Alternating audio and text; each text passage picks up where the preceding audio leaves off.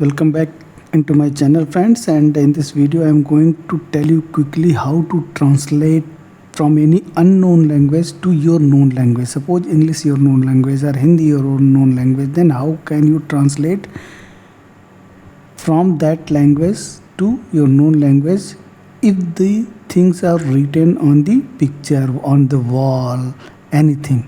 So in this video I'm going to cover that.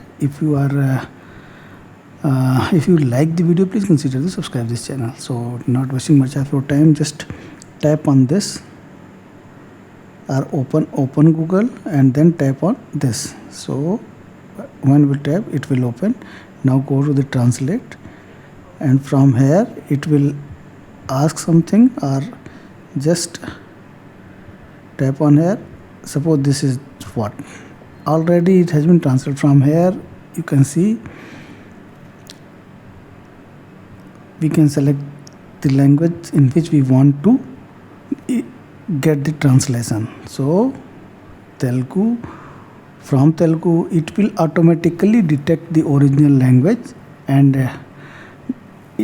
it will be right on many occasions, on all the occasions in fact, and you have to choose your language in which you want to get the translation.